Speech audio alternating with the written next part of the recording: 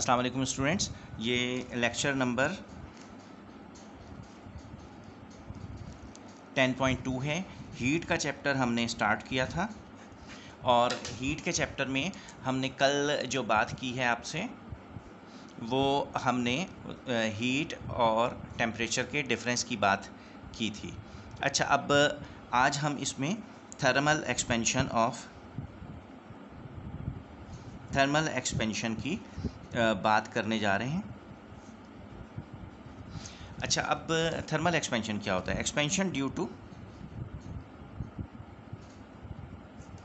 To change in temperature is called thermal expansion. ये तो definition हो गई। अच्छा, अब किसी चीज़ की लंबाई, चौड़ाई और ऊंचाई वगैरह में हीट की वजह से जो इजाफ़ा होता है उसे थर्मल एक्सपेंशन कहते हैं। और इसमें हमने आज पढ़ना है लीनियर थर्मल एक्सपेंशन। अच्छा, लीनियर, मैं इसे थोड़ा सा एडजस्ट कर दूं। Linear thermal expansion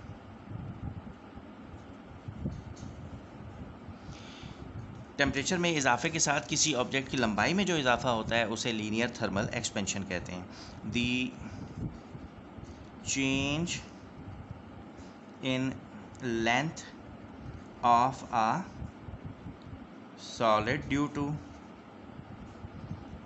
change in it's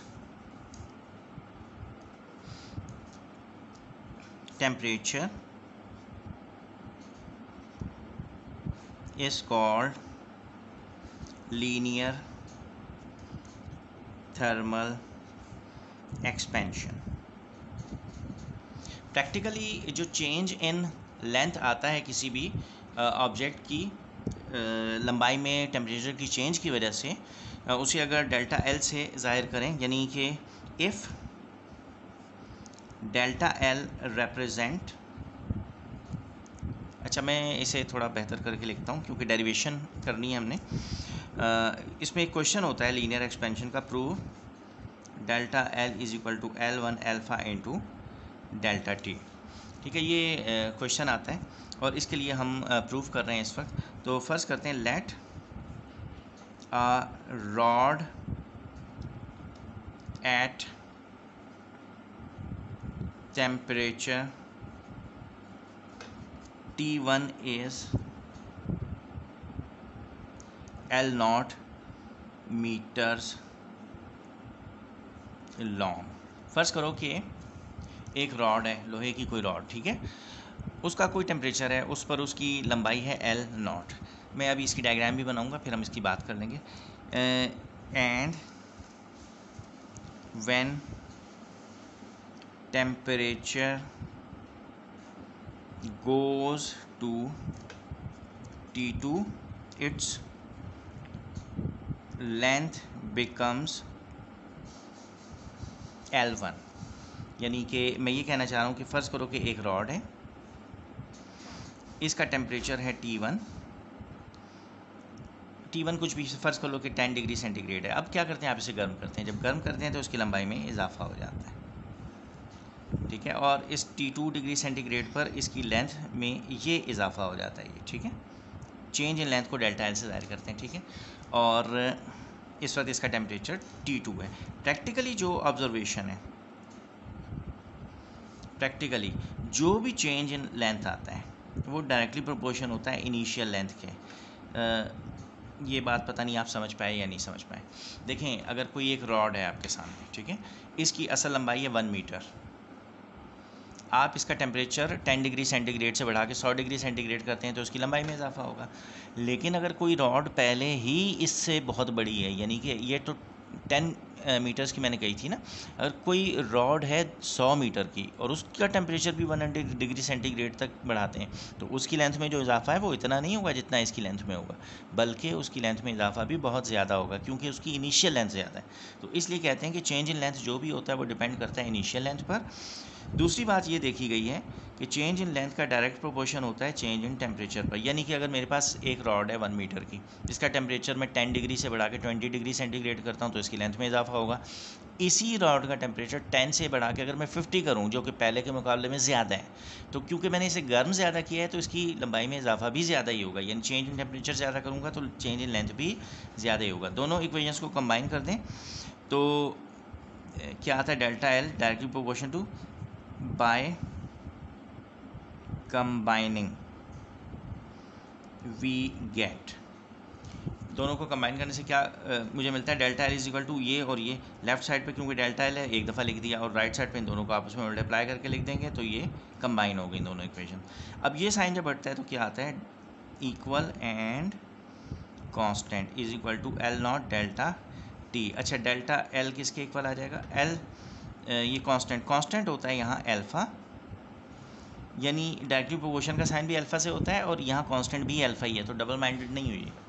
तो ये अल्फ़ा कांस्टेंट है और मैं यहाँ पे लिखूँगा आगे कि अल्फ़ा क्या चीज़ है।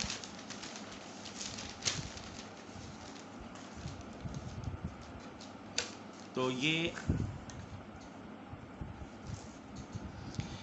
वेयर अल्फ़ा इज़ कोएफिशिएंट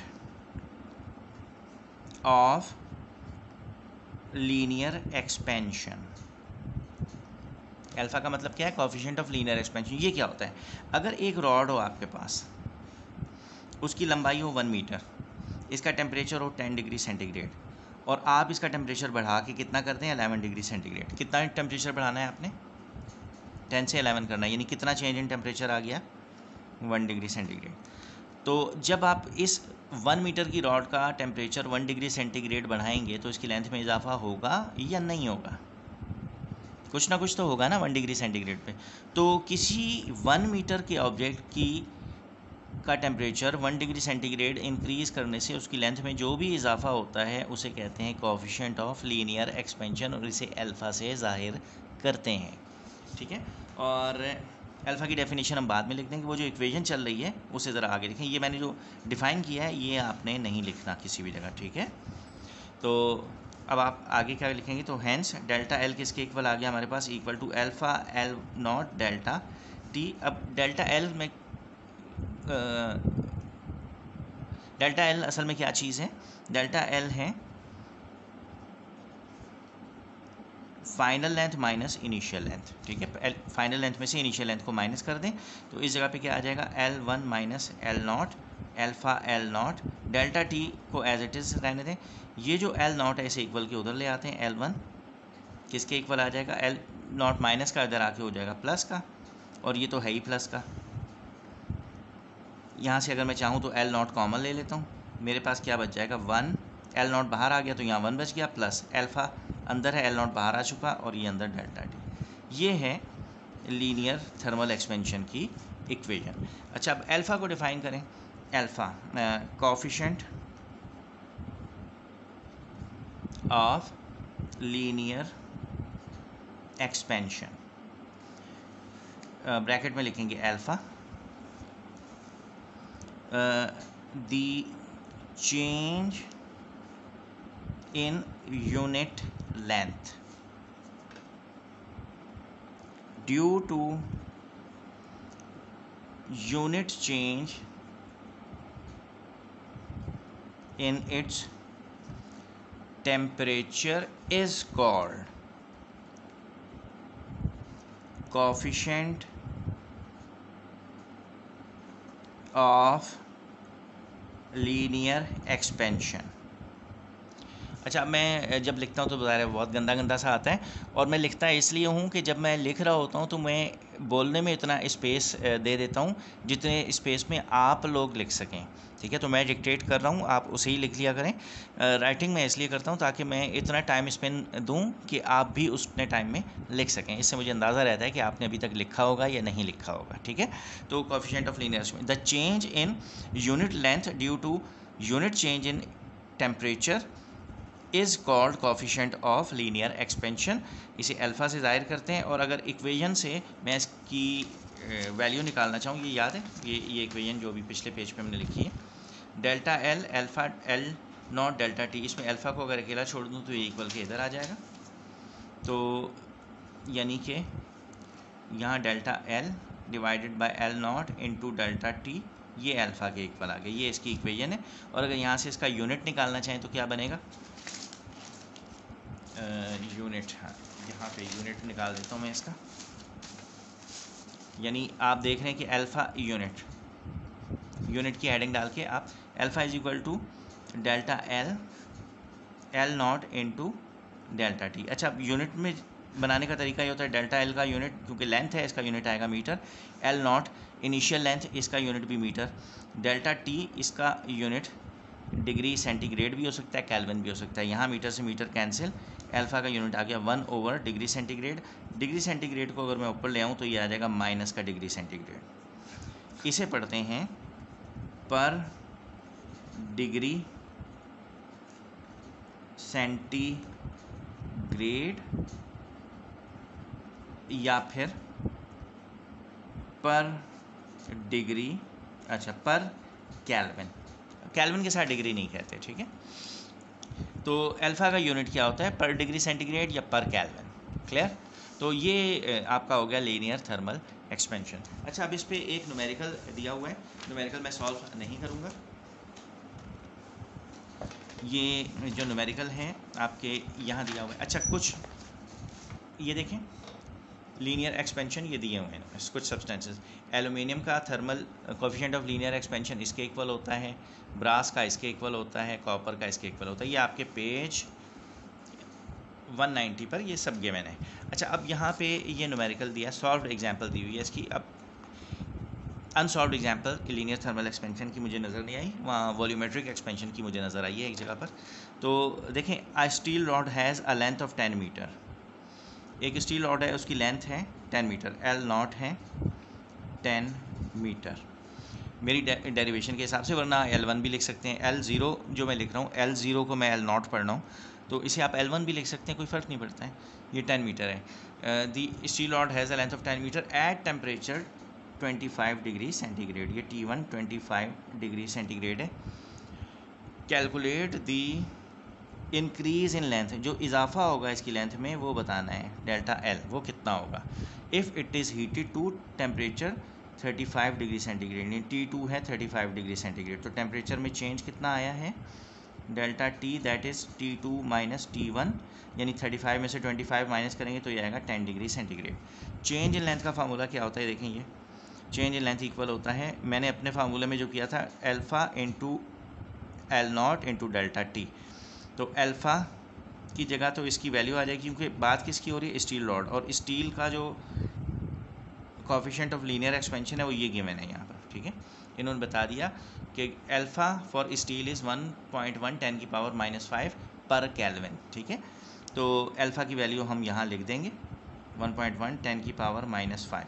अब जब फार्मूला अप्लाई करेंगे, डेल्टा एल किसके इक्वल होता है, alpha into L naught delta T. Alpha की जगह इसकी वैल्यू आ जाएगी 1.1 10 की पावर -5, ये एल नॉट की जगह क्या आ जाएगा, ये वाली वैल्यू 10, यानी वो ये आ गई। डेल्टा टी की जगह क्या आ जाएगा, इसकी वैल्यू यानी कि 10, सबको मल्टीप्लाई कर देंगे, हमारे पास आंसर आ जाएगा। डेल्टा एल का यूनिट मीटर होता है, ठीक है। तो इसको आप सॉल्व कर दीजिएगा, ये आपका असाइनमेंट कंप्लीट हो जाएगा, ठीक है बेटा। तो अब आपने जब असाइनमेंट मुझे सबमिट करना है तो क्या क्या करना है, ये असाइनमेंट है 10.2, इसमें आपने हेडिंग डाल ली है थर्मल एक्सपेंशन, थर्मल एक्सपेंशन की डेफिनेशन लिखनी है। उसके बाद आपने लीनियर थर्मल एक्सपेंशन की हेडिंग डालनी है, इसकी डेफिनेशन लिखनी है। उसके बाद आपने प्रूफ की हेडिंग डालनी है, delta L is equal to L1 alpha into delta T, और फिर ये प्रूफ करना है, जिसमें आपने ये दो रफ सी डायग्राम भी बनानी है, ये दो इक्वेशंस भी आएंगी, फिर इनको कंबाइन करेंगे, और कंबाइन करने के बाद जब आप ये इक्वेशन निकालेंगे तो उसके बाद आपने कोफिशिएंट ऑफ लीनियर एक्सपेंशन को भी डिफाइन करना है, यानी अल्फ़ा की वैल्यू भी लिखनी है, अल्फ़ा की डेफिनेशन लिखेंगे, अल्फ़ा का यूनिट निकालेंगे, ठीक है। और फिर ये न्यूमेरिकल आप सॉल्व कर देंगे, न्यूमेरिकल आपकी बुक में पहले से हुआ है, ठीक है बेटा। तो ये आपका आज का लेक्चर है, इंशाल्लाह कल आपसे फिर मुलाकात होगी, अब जब भी हमारी क्लास होगी, ठीक है। Thank you very much.